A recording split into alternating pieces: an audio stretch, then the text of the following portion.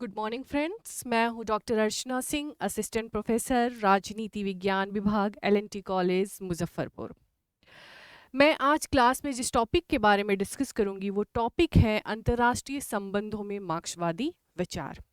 ये आप लोगों को फोर्थ सेमेस्टर में पढ़ना है इंटरनेशनल रिलेशंस या इंटरनेशनल पॉलिटिक्स के पेपर में। हमने जब इंटरनेशनल रिलेशन के बारे में जब डिस्कशन किया था तो हमने आइडियलिज्म, रियलिज्म, न्यू रियलिज्म, आपका लिबरलिज्म एंड न्यू लिबरलिज्म या फिर इंस्टीट्यूशनल लिबरलिज्म के बारे में मैंने बताया था। आज मैं डिस्कस करूंगी कि जो मार्क्सवादी विचार है वो अंतर्राष्ट्रीय राजनीति को या फिर अंतर्राष्ट्रीय संबंध को किस तरीके से डिफाइन करने का प्रयास करता है। जब हम मार्क्सवादी विचार की बात करते हैं तो मार्क्सवाद इस तरह के विचार को प्रस्तुत करता है कि जो अंतर्राष्ट्रीय संबंध है, मैं एक थोड़ा सा ब्रीफ में आपको समझाना चाहूँगी कि जो अंतर्राष्ट्रीय संबंध है ना तो वो आदर्शवादियों की तरह बात करता है, ना जैसा कि यथार्थवादियों ने कहा था बात करता है। वो कहता है कि जो इंटरनेशनल जो एरेना है या फिर इंटरनेशनल सोसाइटी है वो इन इक्वालिटी पे आधारित है। इनका मानना है कि इन इक्वालिटी क्यों है, क्योंकि वो बोलते हैं कि सोसाइटी में जो इकोनॉमिक फैक्टर है उसमें जो क्या कहते हैं कि कहीं ना कहीं इकोनॉमिक फैक्टर के आधार पे अंतर्राष्ट्रीय राजनीति को डिफाइन करने का प्रयास करते हैं। जब आप मार्क्स के बेस थ्योरी को समझेंगे, जैसा कि मैं समझाऊंगी, आपको बताऊंगी, तो वो कहते हैं कि जो इकोनॉमिक फैक्टर है वो इंटरनेशनल रिलेशन में जो स्टेट के रिलेशन है या सोसाइटी के रिलेशन है उसको प्रभावित करते हैं। अब सबसे बड़ी बात है कि आपके दिमाग में आता होगा कि कौन कौन से ऐसे फैक्टर हैं जो इंटरनेशनल रिलेशन को प्रभावित करते हैं। तो मैं हर बार डिस्कस की हूँ, हर बार आपको बताई हूँ कि इंटरनेशनल राजनीति में या अंतर्राष्ट्रीय संबंधों में जो राष्ट्रों के संबंधों के बीच को प्रभावित करने वाले कारक हैं वो स्टेट हैं, नॉन स्टेट एक्टर हैं। नॉन स्टेट एक्टर में क्या हो गए, आपके डिफरेंट इंस्टीट्यूशनल ऑर्गेनाइजेशन है, डिफरेंट कंपनियां हैं, डिफरेंट रीजनल ऑर्गेनाइजेशन हैं। तो ये सारे फैक्टर जो मिलकर इस इंटरनेशनल सोसाइटी में राज्यों के व्यवहार को प्रभावित करते हैं। तो मार्क्सवाद ये बताने का प्रयास करते हैं कि ये जो सारे फैक्टर हैं ये सारे फैक्टर इनइक्वालिटी पे आधारित है और इनका जो आधार है वो आर्थिक कारक है। वो आर्थिक कारकों के आधार पे अंतर्राष्ट्रीय संबंध को बताने का प्रयास करते हैं और कहते हैं कि कहीं ना कहीं जो ये इकोनॉमिक फैक्टर है स्टेट के बीच के रिलेशन को इनइक्वल बना दिया है, असमान बना दिया है। संपूर्ण विश्व क्या है कि कैपिटलिस्ट स्टेट्स और पुअर स्टेट्स में डिवाइड हो गया है। तो वो कहते हैं कि जो कैपिटलिस्ट स्टेट्स हैं वो इंटरनेशनल एरेना में कहीं ना कहीं वो डोमिनेट करता है, कहीं ना कहीं उसका प्रभुत्व होता है और उसी के अकॉर्डिंग जो अंतर्राष्ट्रीय राजनीति है वो व्यवहार करती है या क्रियाकलाप करती है। तो आइए हम देखते हैं one by one Marxist approach के बारे में।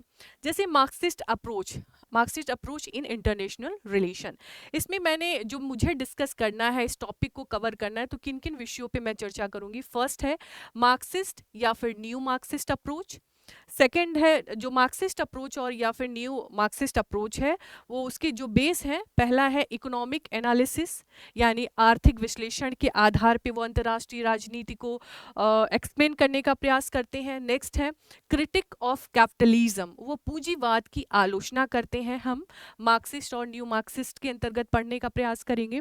और नेक्स्ट है सिस्टम ऑफ क्लास ऑपरेशंस यानी वर्ग संघर्षों के आधार पे विश्व व्यवस्था को विश्लेषित करने का प्रयास करेंगे। यानी मार्क्सिस्ट अप्रोच जो अंतर्राष्ट्रीय संबंध के बारे में है, जो दृष्टिकोण या जो सिद्धांत है, उन सिद्धांतों को समझने के लिए हमको इन इन बिंदुओं के बारे में डेप्थ रूप में स्टडी करना होगा। पहला क्या है कि मार्क्सिस्ट भी जो है दो वर्गों में देखने को हमें मिलेगा। पहला है आपका मार्क्सिस्ट या न्यू मार्क्सिस्ट और दूसरा आपका है जो डिस्कस करूंगी वो क्रिटिकल थियरी है जिसको हम फ्रैंकफर्ट स्कूल के नाम से जानते हैं। तो मार्क्सिस्ट और न्यू मार्क्सिस्ट में हम क्या पढ़ेंगे, फर्स्ट में डिस्कस करूंगी इकोनॉमिक एनालिसिस के बारे में, देन सेकंड है critique of capitalism and then third है system of class operations. Okay, अब नेक्स्ट है नेक्स्ट है क्रिटिकल थियरी। यानी हमने बताया है कि मार्क्स को दो भागों में हमने डिवाइड किया है, मार्क्सिस्ट, न्यू मार्क्सिस्ट, और सेकंड है क्रिटिकल थियरी। क्रिटिकल थियरी में हम क्या देखने का प्रयास करेंगे, आइडियोलॉजिकल एंड कल्चरल ऑपरेशंस, मतलब विचारधारा के आधार पे, संस्कृति के आधार पे वो विश्व व्यवस्था को किस तरीके से एक्सप्लेन करने का प्रयास करते हैं।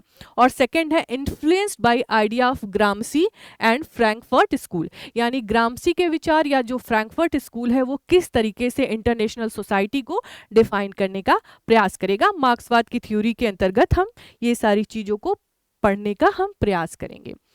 अब हम बात करते हैं, जिस मार्क्सवादी दृष्टिकोण की बात करते हैं, मार्क्सवाद क्या कहता है कि जो इंटरनेशनल सोसाइटी है या फिर जो डोमेस्टिक पॉलिटिक्स है वो कहीं ना कहीं जो उसका बेस है वो अनइक्वल रिलेशंस पे आधारित है। कहने का मतलब ये है कि अंतर्राष्ट्रीय राजनीति और अंतर्राष्ट्रीय जो संबंध है या जो राष्ट्र की घरेलू राजनीति या नीतियां हैं वो असमानता पे आधारित है। वो असमानता पे क्यों आधारित है?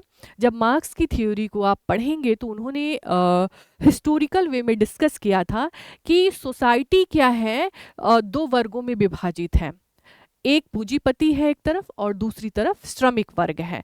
तो क्या कारण है कि सोसाइटी के अंतर्गत इनइक्वालिटी आ गई है? तो वो बताने का प्रयास करते हैं कि इंटरनेशनल रिलेशंस भी उसी बेस के आधार पे इंटरनेशनल रिलेशन को एक्सप्लेन करने का प्रयास करते हैं।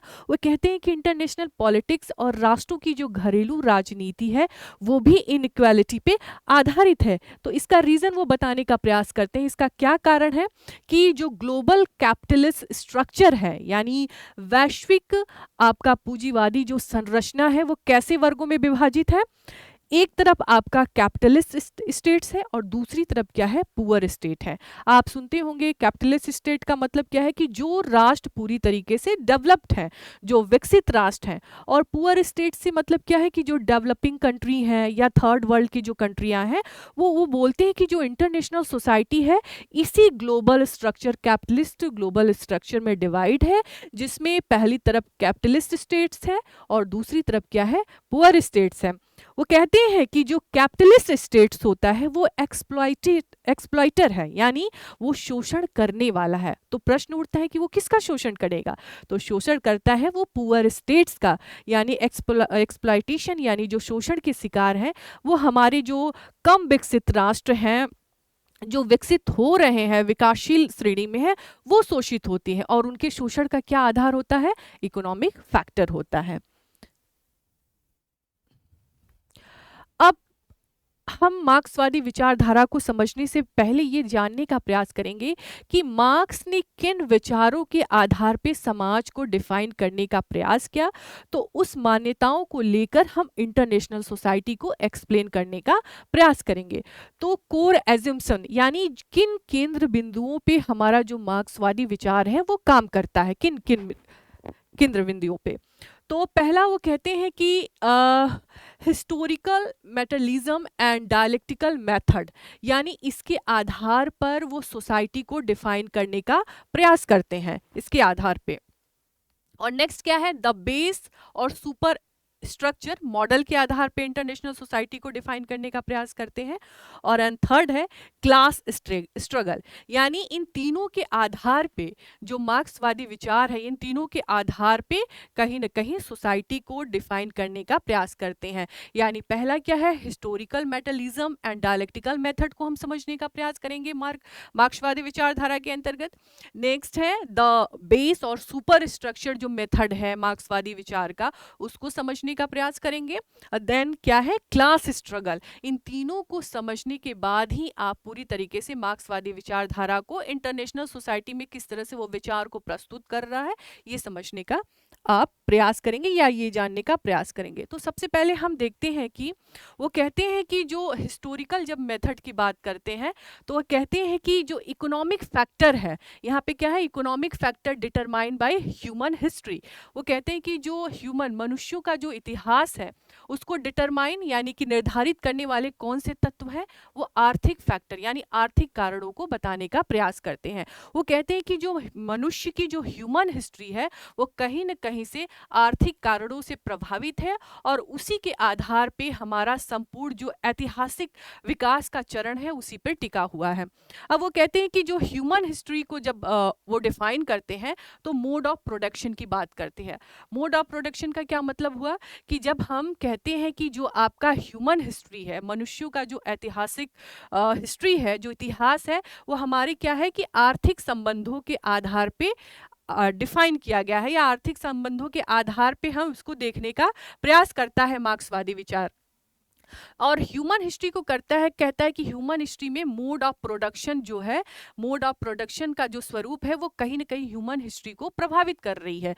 कहीं ना कहीं क्या बेसिकली रूप से इकोनॉमिक जो फैक्टर है वो कहीं पूर्ण रूप से ह्यूमन हिस्ट्री को प्रभावित करती है। ये मोड ऑफ प्रोडक्शन क्या डिफाइन करता है कि समाज में जब वो आर्थिक वर्ग की कल्पना करते हैं तो वो कहते हैं कि मोड ऑफ प्रोडक्शन ये बताने का प्रयास करता है कि उत्पादन कैसे होता है, यानी जो प्रोडक्शन होता है वो किन रूपों में होता है, और जब जो प्रोडक्शन होता है उस पर किनका अधिकार होता है, यानी किसका राइट्स होता है। सिंपल भाषा में हम समझाने का प्रयास करें तो कहने का मतलब है कि जो मार्क्स की जो विचारधारा है, जिस बेस पे मार्क्सवादी काम करते हैं, वो कहते हैं कि संपूर्ण समाज में जब समाज को हम समझने का प्रयास करेंगे या राज्य को या संपूर्ण विश्व व्यवस्था को समझने का प्रयास करेंगे तो समझने का आधार क्या होना चाहिए, इकोनॉमिक फैक्टर होना चाहिए। क्यों? क्योंकि आर्थिक संबंध ही समाज में वर्गों को डिसाइड करते हैं। वो जो आर्थिक संबंध के अंतर्गत जो उत्पादन होते हैं या उत्पादन का साधन होता है या उत्पादन पे किसका नियंत्रण होता है ये बताने का प्रयास करता है, या उसी के आधार पे सोसाइटी हमारी निर्धारित होती है। तो वो कहते हैं कि समाज जब क्या कहते हैं कि उत्पादन कैसे होता है या उत्पादन के साधनों पे किसका राइट्स होता है, तो वो बताते हैं कि हैब यानी कि जो संसाधन संपन्न है, जो पूंजीपति वर्ग है, उसका उत्पादन के साधनों पर राइट्स होता है। और हैव नॉट्स का मतलब होता है कि केवल श्रम करता है। अगर इसको हम सिंपल भाषा में समझने का प्रयास करें तो मार्क्सवाद बताता है कि समाज में सिर्फ दो वर्ग होता है। कौन सा वर्ग? पूंजीपति वर्ग, जिसको उन्होंने हैव कहा, जिसका उत्पादन के साधनों पे अधिकार होता है, और दूसरा कौन है? श्रमिक वर्ग, जो क्या है, केवल श्रम बेचता है, यानी मेहनत करता है, लेकिन उसकी मेहनत के अकॉर्डिंग क्या है, उसको उसका बेनिफिट नहीं मिलता है।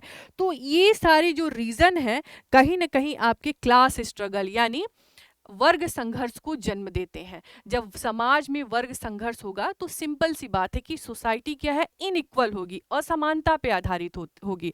तो अंतरराष्ट्रीय संबंध के अंतर्गत जो इनइक्वालिटी है, चाहे इनइक्वालिटी जो असमानता है, वो राष्ट्रों के बीच जो डिफरेंट इवेंट्स हो रहे हैं, इवेंट्स का मतलब क्या है, जैसे वॉर हो रहे हैं, कॉन्फ्लिक्ट हो रहे हैं, ट्रीटीज हो रहे हैं, या हम कोऑपरेशन कर रहे हैं, तो ये जो वर्ग क्लास की जो थियरी है, क्लास स्ट्रगल है, या मीन्स ऑफ प्रोडक्शन की बात है, मोड ऑफ प्रोडक्शन की बात है, या इकोनॉमिक फैक्टर की बात है, ये सारे फैक्टर जो इंटरनेशनल एरेना में जो इवेंट्स हो रहे हैं उनको प्रभावित करने का प्रयास करते हैं। तो मार्क्स के जो ऐतिहासिक चरण, यहाँ मैंने कहा कि जो हिस्टोरिकल इवेंट्स की बात करते हैं या ह्यूमन हिस्ट्री की बात करते हैं, वो कहते हैं कि ऐसा नहीं है कि वर्तमान समय में ऐसा सिचुएशन है, हमारे इतिहास ऐतिहासिक विकास ही ऐसा रहा है कि वहाँ पे हर लेवल पे कहीं ना कहीं संघर्ष मौजूद रहा है। कॉन्फ्लिक्ट सोसाइटी के डिफरेंट स्टेज पे डिफरेंट डिफरेंट रूप में मौजूद रहा है। इसको कैसे हम समझेंगे? वो कहते हैं कि ट्राइबलिज्म, यानी जब आदिम समाज में मनुष्य रहता था तो जो संसाधन, जो रिसोर्सेस रहते थे, उस पे सामूहिक स्वामित्व रहता था, यानी सबका अधिकार होता था। तो उस समय जो संघर्ष की अवस्था थी कम थी या छोटी थी, कॉन्फ्लिक्ट ना के बराबर होता था। सेलिवरी यानी जब दास प्रथा थी तो इसमें संघर्ष का स्वरूप था, स्वामी और दास के रूप में सोसाइटी डिवाइड था। फ्यूडलिज्म यानी जब सामंतवादी व्यवस्था आई तो सामंतवादी व्यवस्था में क्या है कि भूमि और जमीन पे जमींदारों का अधिकार होता था, और किसान क्या है कि किसान काम करता था बट उनके पास जमीनें नहीं होती थी, उनका शोषण होता था। तो यहाँ पे भी कहीं ना कहीं संघर्ष आपका मौजूद था। और देन बताते हैं कि जो फोर्थ स्टेज था कैपिटलिज्म, इसमें भी समाज क्या है, क्लास स्ट्रगल मौजूद था। और ये क्लास स्ट्रगल किनके बीच में था? पूंजीपति और श्रमिक के बीच में था। अब सिंपल भाषा में इसको समझने का प्रयास करें कि जब मार्क्सवाद ये बताने का प्रयास करता है कि सबसे पहले हम ये देखने का प्रयास करेंगे कि समाज में संघर्ष किन किन रूपों में विद्यमान था, या राज्य जब विकास, राज्य का क्रमिक विकास हुआ, तो उस क्रमिक विकास के दौरान जो संघर्ष का स्वरूप कैसा था। तो क्रमिक विकास में बताते हैं ट्राइबलिज्म, सेलेवरी, फ्यूडलिज्म और कैपिटलिज्म, इन चारों चरणों में वो बोले कि संघर्ष की अवस्था मौजूद थी। तो ये संघर्ष की अवस्था जब तक मौजूद रहेगी सोसाइटी के अंतर्गत, तब तक समाज में इक्वल सोसाइटी स्टैब्लिश नहीं हो सकता। अब हम नेक्स्ट वीडियो में ये समझाने का प्रयास मैं करूंगी कि इंटरनेशनल सोसाइटी को या इंटरनेशनल एरेना को मार्क्सवादी जो थिंकर्स हैं वो किस रूप में डिफाइन करने का प्रयास करते हैं। जो मैंने समझाया, इसमें अगर कोई कंफ्यूजन होगा तो मुझसे आप पूछ सकते हैं, या कमेंट करके क्वेश्चंस कर सकते हैं, या क्लास जब विजिट करेंगे उस दौरान आप पूछ सकते हैं। किसी भी तरह की अगर कोई असुविधा इस टॉपिक को समझने में आपको महसूस हुई होगी तो आप मुझे ज़रूर बताइएगा। आज के वीडियो में बस इतना ही, तब तक के लिए नमस्कार।